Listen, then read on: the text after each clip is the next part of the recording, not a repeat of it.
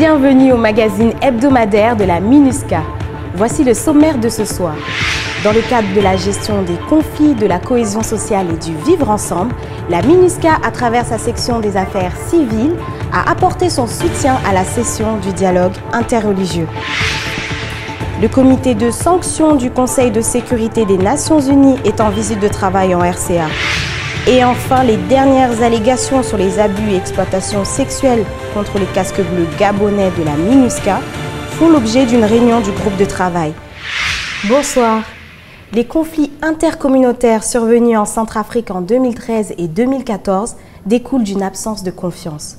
Pour prévenir et gérer ce genre de crise, une session de formation a été initiée à l'endroit des jeunes, des femmes et des leaders religieux. Notre reporter Ingrid Swembo nous en dit plus.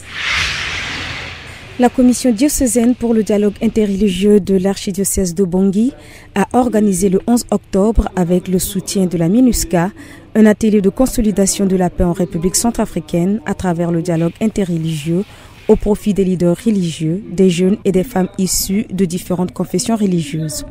L'ouverture de la rencontre a eu lieu à l'amphithéâtre du centre Saint-Jean 23 à Bangui, en présence de la représentante spéciale adjointe du secrétaire général des Nations Unies en Centrafrique, Denise Brown, du chancelier de l'archevêché, l'abbé Brad Walter Mazangue, du directeur de cabinet du ministère des Affaires sociales et de la Réconciliation nationale, Antoine Georges Maximilien Mbaga, et du coordonnateur diocésain, abbé Ludovic Pefiumbana Passangiri. La différence est l'état naturel du monde. C'est l'une des valeurs les plus importantes que les humains doivent apprendre et reconnaître. Nous sommes appelés à développer une compréhension profonde des diverses dimensions de cette valeur, puisqu'il existe des différences partout, à la maison, à l'école, dans la nature, dans les zones urbaines et dans la société en général. Par ailleurs, l'identité d'un individu, par exemple, son genre, sa religion, sa race, sa nationalité, son milieu social, son orientation politique doit être respectée et reconnue. Cet atelier se donne pour vocation de construire un socle indéfectible pour le rapprochement des communautés, à favoriser un meilleur vivre ensemble, une meilleure cohésion sociale, à promouvoir la résolution pacifique des conflits au sein des communautés religieuses, à développer un esprit de tolérance, d'acceptation de l'autre et à briser la méfiance, à créer un cadre de réflexion entre les jeunes, les femmes et les hommes de différentes confessions religieuses en vue de consolider leurs liens sociaux dans la résolution pacifique des conflits. Ces mêmes ennemis de la paix reviennent par d'autres chemins. Nous assistons ces derniers temps à des résurgences de l'insécurité et surtout de la violence en direction des populations civiles. Tout cela, c'est ce que nous appelons le soubresaut de la mort. Ces ennemis de la paix, ils sont vaincus. Il s'agit pour nous de renforcer notre solidarité, de renforcer notre cohésion, notre vivre ensemble pour les faire reculer et les bouter hors de notre pays. La rencontre a été pour la représentante spéciale adjointe du secrétaire général de l'ONU en Centrafrique, Denise Brown, une occasion de lancer un appel à l'endroit de la communauté musulmane et chrétienne afin que, tous ensemble, ils forment un front commun contre les massacres des populations civiles qui ne font pas partie du conflit. Je voulais appeler un renforcement des structures de réduction de la violence, surtout au niveau local où la violence et les conflits d'intérêts entre groupes armés ont l'impact le plus négatif sur les populations civiles. Finalement, je vous propose d'appuyer le gouvernement dans le processus de dialogue républicain, donc le préparatif est en cours, afin que vos adeptes puissent comprendre l'importance de cette initiative de paix et approprier les contenus qui sortiront pour le développement durable de paix de l'RCA. 6 jours durant, les participants et organisateurs passeront en revue diverses thématiques en lien avec les principales sources des conflits. Outre la définition et la dynamique de la gestion du conflit, l'assistance échangera sur les attitudes à promouvoir dans la gestion du conflit, les fondements vétérotestamentaires et néotestamentaires de la paix, les aspects des fondations islamiques de la paix dans le Saint-Coran et la nouvelle encyclique du pape François. D'autres sujets porteront sur les libertés fondamentales, la notion de liberté de culte, l'éducation à la culture de la paix, mais aussi le dialogue comme méthode efficace pour la résolution des conflits. Nous voudrions aussi encourager la Commission à redoubler ses efforts pour le rapprochement des communautés à travers les messages de paix et de tolérance dans les différentes églises, mosquées et paroisses à Bangui, pour une acceptation véritable entre, plus particulièrement, des personnes déplacées internes retournées, afin qu'ils puissent éviter et prévenir les nouveaux conflits intercommunautaires. Il est important de rappeler que la commission diocésaine a initié ce projet depuis 2011, mais s'est confrontée à des difficultés pour sa mise en œuvre. Grâce à l'appui technique et financier de la MINUSCA, ce projet a pu se concrétiser. À l'issue de l'atelier, la centaine de participants ayant bénéficié des notions de base sur la consolidation de la paix et des techniques de pilotage du dialogue interreligieux serviront de relais auprès de leurs communautés respectives. Merci Ingrid. L'embargo sur les armes a été imposé en 2013 après les conflits armés de mars 2013. Le comité de sanctions en mission d'évaluation à Bangui a échangé des vues sur les progrès des autorités centrafricaines en matière de mise en œuvre des sanctions, notamment l'embargo sur les armes. Crispin Dembassa-Keté était sur le terrain. Une délégation du comité de sanctions du Conseil de sécurité des Nations Unies, conduite par son président, l'ambassadeur Abdou Abari, représentant permanent du Niger auprès des Nations Unies, a effectué une visite de travail le 11 octobre 2021 en République centrafricaine. À son arrivée à l'aéroport Bangui-Poko, la délégation a été accueillie par la représentante spéciale adjointe du secrétaire général de l'ONU en Centrafrique et coordonnatrice humanitaire Denise Brown, et du ministre conseiller en charge du commerce, de l'industrie et du développement de l'énergie, Patrick Nambiari Ngagene, et le directeur adjoint de cabinet du Premier ministre, Alain Lamessi. Nous sommes là pour discuter avec les différents acteurs centrafricains, s'entendent les autorités, la société civile, le système des Nations Unies, tous les autres partenaires, pour voir de quelle manière on peut faire le point de l'évolution de la situation. Vous connaissez les différents volets de ce régime de sanctions. C'est la question de l'embargo sur les armes, c'est les personnes physiques qui ont été sanctionnées ou des entités, mais c'est également les interdictions de voyage, le gel des avoirs des personnes qui sont sous sanction. Donc on va faire le tour d'horizon et bien évidemment l'importante question du dialogue politique qui tient tout le reste. Dès son arrivée, la délégation s'est entretenue avec le représentant spécial du secrétaire général de l'ONU et chef de la MINUSCA, Mankeur Ndiaye, en présence de la représentante spéciale adjointe et coordonnatrice humanitaire Denise Brown et du chef de la composante police de la MINUSCA, Christophe Bizimungu. La salle de conférence de la base logistique de la MINUSCA a servi de cadre pour cette rencontre. Le mardi 12 octobre, le comité a rencontré à tour de rôle différents acteurs centrafricains, dont les membres du gouvernement, au nombre desquels le ministre d'État chargé du désarmement, de la démobilisation, de la réintégration, du rapatriement et du suivi de l'accord politique pour la paix et la réconciliation, Jean-Willy Birosako, et celui chargé des eaux et forêts, chasse et pêche, Idriss Hamid. Autre rencontre, celle avec le ministre des Finances et du Budget, Hervé Doba, en présence de son collègue ministre chargé des Mines et de la Géologie, Rufin Benam Beltungo. Et plus tard, avec le ministre chargé du secrétariat général du gouvernement et des relations avec les institutions de la République, Maxime Balalou, représentant le ministre de la Justice, garde des Sceaux. Des réunions qui toutes se sont tenues dans la salle de conférence de la Caisse nationale de sécurité sociale. Dans l'après-midi de la même journée, la délégation du comité de sanctions a échangé dans la salle de conférence de la base logistique de la MINUSCA avec les leaders religieux représentés par le cardinal Dieudonné Nzapalainga et l'imam Abdoulaye Wasselégué en présence du chef intérimaire des affaires civiles de la MINUSCA, Guy Sezono. Il y a eu beaucoup d'allègements, beaucoup, on va dire, de permissions ou de concessions, pour mieux dire, qui ont été accordées. Et le comité espère qu'après cette rencontre, on peut encore faire d'autres pas en avant. Et je pense que ça a été un moment fructueux d'un échange franc, direct avec ce comité. Pour nous, c'est la souffrance de la population qui nous préoccupe. Et nous pensons que c'est aussi notre rôle de dire qu'il y a la souffrance du côté de la population et il faudrait très vite non seulement renforcer la capacité de gouvernement, le transfert des compétences sur les pays, mais aussi demander aux uns aux autres de déposer les armes dans le cadre de DDR et reconstruire ce pays. Et je pense que les uns les autres, tôt ou tard, comprendront que c'est la paix qui apportera le développement et non la guerre. Pour sa part, l'imam Abdoulaye Wasselégué se dit satisfait de cette rencontre et évoque un plaidoyer au nom des leaders religieux auprès du comité de sanctions du Conseil de sécurité. Nous les avions écoutés et nous savons qu'à la fin de leur mission en République centrafricaine, ils prennent compte de nos plaidoyers. Ils vont se réunir ensemble avec le Conseil de sécurité. Je suis convaincu qu'il y aura un changement dans notre pays afin que nous puissions avoir une solution pour que nos forces de défense puissent avoir les moyens pour mieux travailler.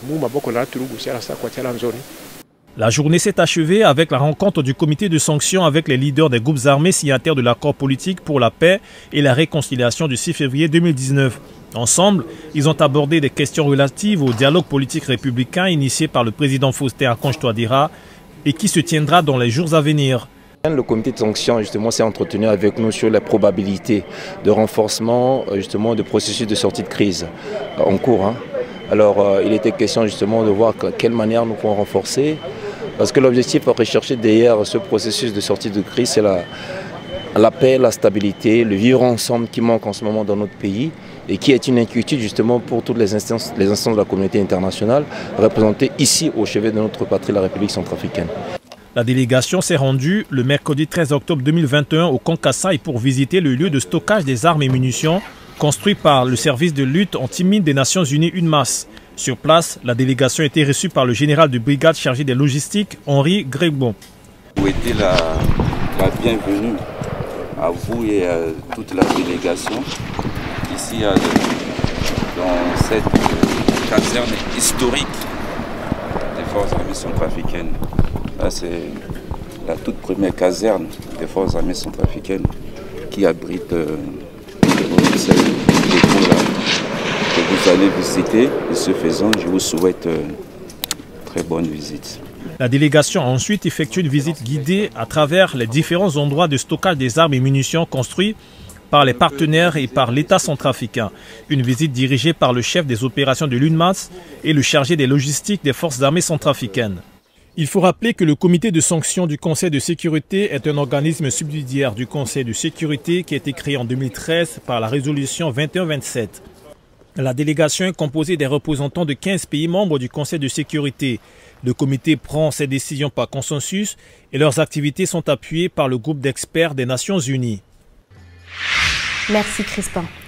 L'exploitation et les abus sexuels par le personnel des Nations Unies sont inacceptables. L'organisation est attachée à la politique de tolérance zéro du secrétaire général de l'ONU, Antonio Guterres. C'est dans cet objectif que le représentant spécial du secrétaire général, Mankeur Ndiaye, a tenu une réunion pour appeler le personnel civil et en uniforme à se mobiliser pour lutter et prévenir les actes d'exploitation et d'abus sexuels au sein de la mission. Pascal Serra pour plus de détails.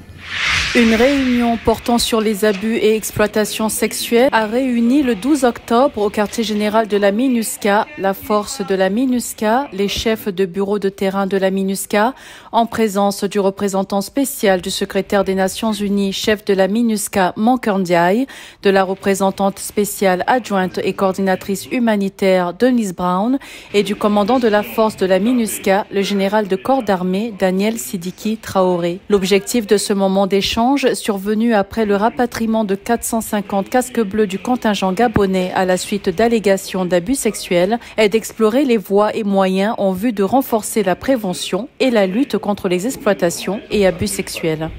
Nous sommes en train de repenser notre stratégie, de l'adapter au contexte actuel à la suite des récents événements qui sont déroulés à Lindao, dont tout le monde a pris connaissance, et qui ont entraîné le rapatriement d'un contingent, ce qui est une décision quand même exceptionnelle.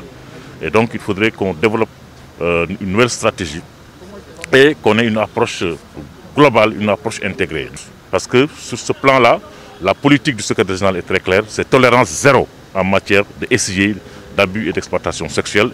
Et nous aussi, au niveau de la mission, j'ai décidé de fixer un objectif stratégique, 0 cas au sein de la MINUSCA. Cette réunion a été précédée d'une série de séances de sensibilisation dispensées par le Bureau de déontologie et discipline de la MINUSCA en consultation avec le réseau d'alerte précoce auprès des contingents camerounais et burundais ainsi que des populations dans les villes de Sibut, Damara, Dekwa, Pawa, Bosangwa et au PK11. La politique de tolérance zéro du secrétaire général ne s'applique pas exclusivement contre les militaires, mais ça s'applique contre tous les membres du système des Nations Unies. Et les conséquences les plus claires du temps, c'est que si c'est un personnel militaire, le personnel militaire va être rapatrié et va être placé sur la base de données qui gère les allégations d'actes d'exploitation et abus sexuels ou de mauvaises conduites en général, que le personnel en question ne pourrait plus jamais participer dans les futures missions de maintien de la paix et ne pourrait plus jamais avoir un emploi avec le système des Nations Unies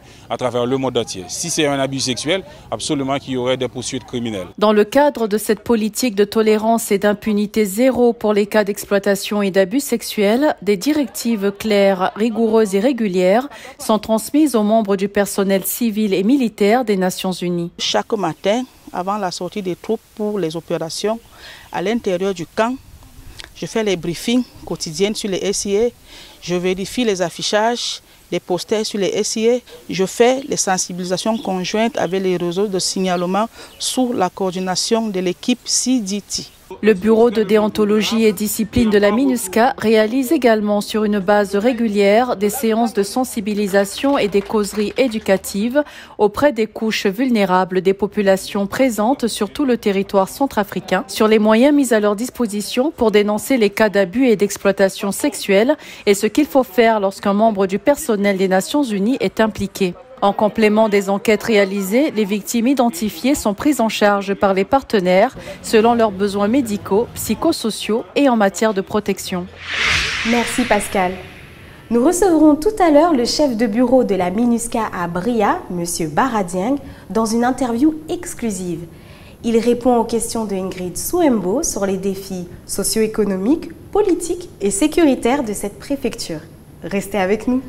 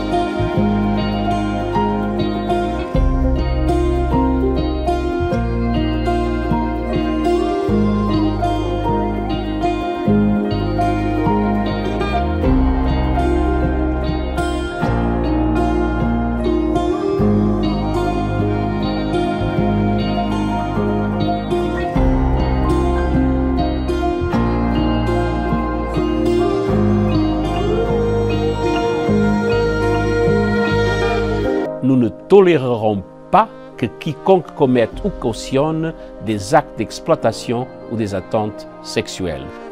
Nous ne laisserons personne recouvrir ces crimes du drapeau bleu de l'ONU.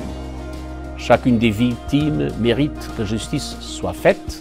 Chacune des victimes mérite notre soutien sans faille. Ensemble, tenons cette promesse.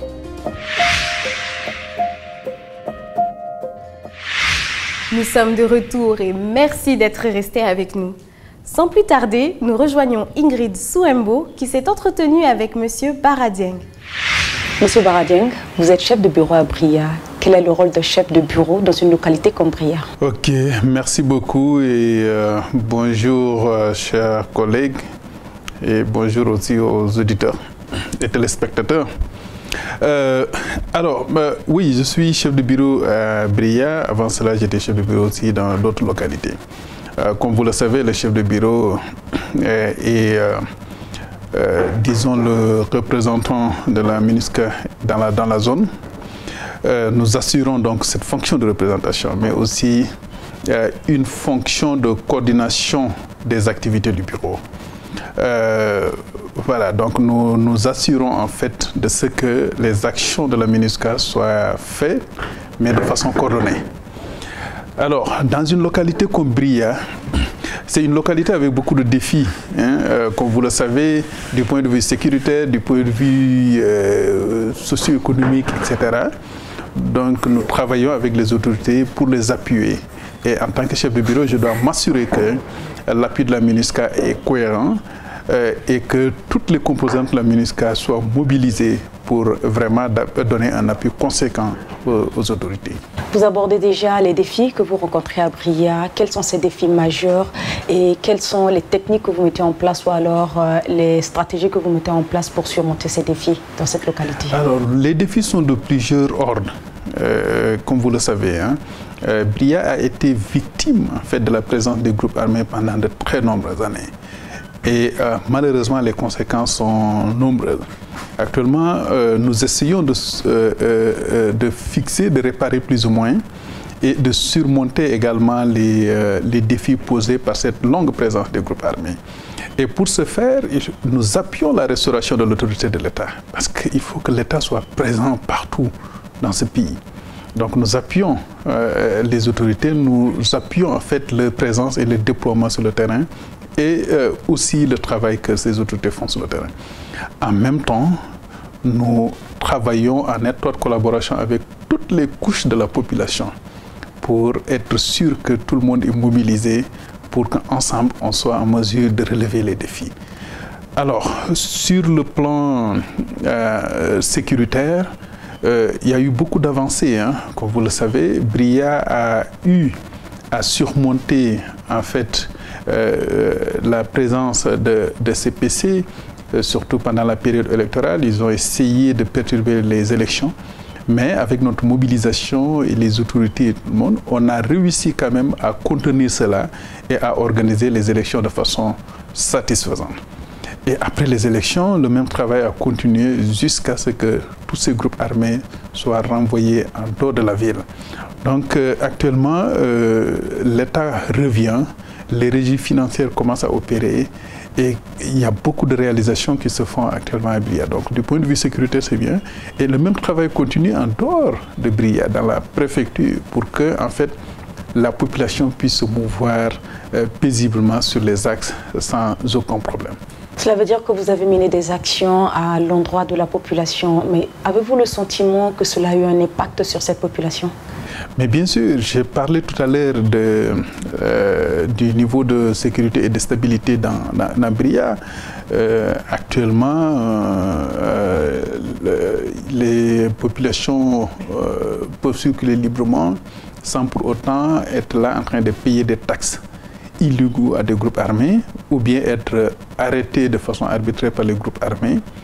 Nous avons en fait beaucoup de jeunes qui essaient d'entreprendre, des femmes également qui font des activités de commerce, d'agriculture, etc.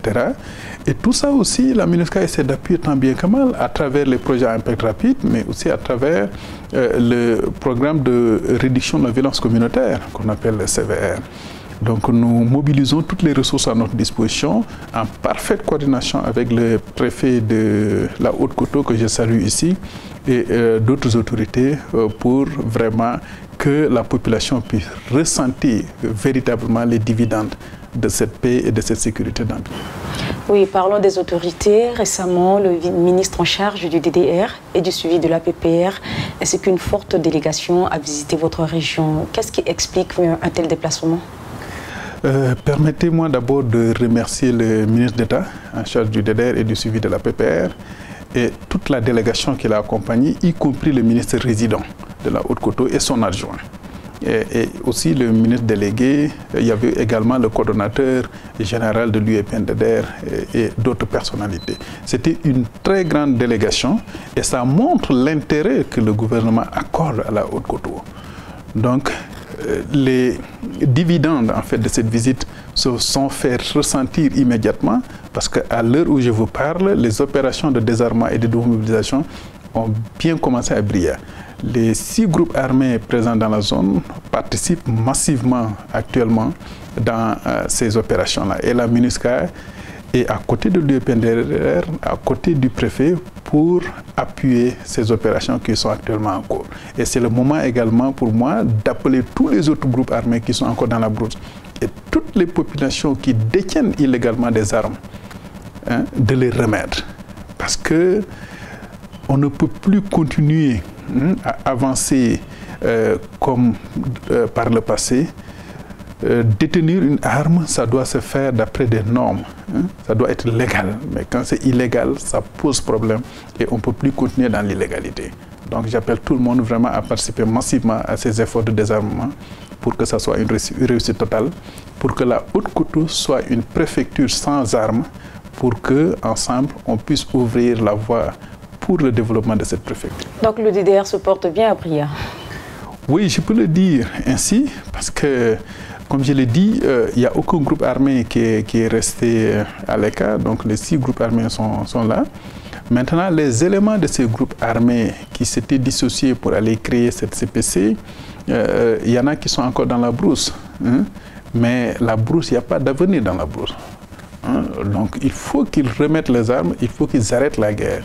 Il faut que l'histoire des groupes armés cesse, parce que c'est une anormalité.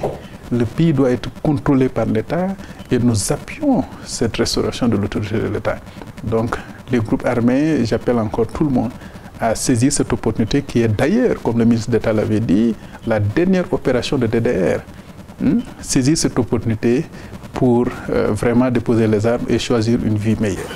Monsieur Baradieng, en tant que chef de bureau, combien d'armes avez-vous collectées jusqu'alors et comment faites-vous pour que ces armes-là ne retombent plus entre les mains de mauvaises personnes? Alors, je ne vais pas donner des statistiques maintenant, je ne les ai pas en tête parce qu'en fait, ce n'est pas aujourd'hui qu'on a commencé à collecter les armes. Vous savez, la MINUSCA a eu à appuyer le programme de pré-DDR depuis très longtemps, depuis les années 2016-2017. Jusqu'à présent, c'était en cours à Bria. Après, par la suite, on a commencé le programme de réduction de la violence communautaire où beaucoup d'armes ont été remises. Et en 2020, septembre, effectivement, le programme de désarmement et de remobilisation avait été lancé aussi à Bria et des armes collectées. Donc, il y a eu beaucoup d'efforts sur ce point-là. Beaucoup d'armes collectées, voilà, et c'est le fruit d'un effort conjoint entre la MINUSCA et les autorités. Alors, comment on fait pour que ces armes ne retournent pas entre les mains du groupe armé encore? Il faut savoir que le désarmement, ce n'est pas seulement remettre les armes, c'est aussi un désarmement dans la tête, la mentalité et la façon de voir le monde et de voir le futur. Donc, à travers ces programmes de réduction de la violence communautaire, à travers d'autres interventions de la MINUSCA et d'autres partenaires également, il y a beaucoup de jeunes qui ont changé de trajectoire de vie actuellement, qui ne veulent plus reprendre des armes. Donc, ce travail, il faut le faire en profondeur, au niveau de l'individu, mais au niveau de la communauté. Et à Bria, nous faisons beaucoup d'efforts en fait pour appuyer les communautés, les renforcer de sorte qu'en fait ces communautés puissent elles-mêmes vraiment gérer ces efforts de leur propre relance et de leur normalisation en fait. Donc ça c'est en cours, c'est un travail en cours et je salue également tous les leaders communautaires de Bria qu'on appelle communément les chefs de race qui se sont mobilisés à travers des appuis de la MINUSCA également pour devenir des acteurs de paix. Je salue la jeunesse, aussi le conseil préfectoral de la jeunesse qui travaille inlassablement pour sensibiliser et pour s'assurer que les jeunes ne retournent pas dans la violence. Même chose pour les femmes, les organisations féminines de Bria. Même chose pour les organisations de transporteurs, les mototaxis que je salue, qui se mobilisent tout le monde en fait pour s'assurer qu'en fait les jeunes ne continuent pas dans la voie des armes. Donc il y a beaucoup d'efforts que nous menons ensemble avec tous les partenaires sur place pour vraiment que qu'il y ait une paix durable dans la zone. Ça veut dire qu'à base de ces différents efforts fournis, l'objectif de débarrasser la Haute-Koutou des armes est toujours tenable, réaliste? Oui, on essaie de le faire. On essaie de le faire, mais il faut voir au-delà de cet objectif de se débarrasser des armes, comment reconstruire cette préfecture qui a été dévastée? Comment reconstruire? Quelles sont les initiatives de stabilisation et de reconstruction durable qu'on doit mener? Donc la MINUSCA est là, voilà, et nous, nous sommes ouverts à toutes sortes de partenariats gagnants pour que en fait, cette reconstruction se fasse de façon durable, mais aussi très rapidement. Je sais qu'il y a beaucoup de choses à faire et la préfecture a été dévastée, comme je l'ai dit tout à l'heure. Il y a beaucoup de problèmes d'infrastructure. C'est une préfecture où il n'y a pas de route et nous demandons vraiment à ce que des investissements majeurs soient entretenus pour faire ces routes, réhabiliter ces routes. Voilà. Donc il y a beaucoup de choses à faire et nous sommes ouverts à toutes sortes de partenariats pour vraiment nous engager dans la reconstruction durable de cette préfecture. Parmi tant d'autres choses alors, monsieur le chef de bureau, il y a les prochaines élections locales à venir. Est-ce que vous avez l'impression que la population de Bria s'y intéresse? Si oui, comment faites-vous pour les soutenir? La population s'intéresse. C'est une population qui s'est mobilisée massivement pendant les élections passées. Et à l'époque, le contexte était beaucoup plus difficile. Il y avait les groupes armés, il y avait tout le monde. Mais la population est sortie. Le jour des élections, pendant les tirs, on voyait les femmes en train de sortir, de courir pour aller même chercher d'autres bureaux de vote, des bureaux de vote où ils peuvent voter paisiblement. Donc cette détermination que j'ai vue, ça me convainc également que pour les prochaines élections, on aura également cette mobilisation massive. La MINUSCA continue à appuyer l'autorité nationale des élections sur place et avec des sensibilisations à tous les niveaux pour vraiment que ce cap soit maintenu, que les élections à venir se passent très bien, que la population y participe massivement. Et c'est un appel également pour les femmes, parce qu'il faut des leaderships féminins. Il faut que les femmes participent massivement. Il faut que les femmes soient même candidates, en fait, pour peut-être diriger certaines collectivités dans les mois à venir. Et donc, je pense que je fais confiance à la population de la Haute-Coteau. Et nous, au niveau de la MINUSCA, nous restons déterminés à appuyer tout cela pour que ça se passe dans de bonnes conditions. Avant de terminer, si vous aviez un vœu pour la population de Bria, que diriez-vous? Le vœu, c'est la paix définitive et durable pour cette population qui la mérite d'ailleurs. C'est la reconstruction rapide et durable également de cette préfecture. C'est aussi un avenir radieux, meilleur pour cette jeunesse déterminée à vraiment travailler. Donc, ce que je leur demande seulement, c'est de ne pas baisser les bras, c'est de continuer les efforts qui sont en cours pour vraiment réussir collectivement à bâtir quelque chose de durable. Donc ça, c'est le vœu que je souhaite à cette population qui vraiment mérite tout ce que je viens de dire tout à l'heure.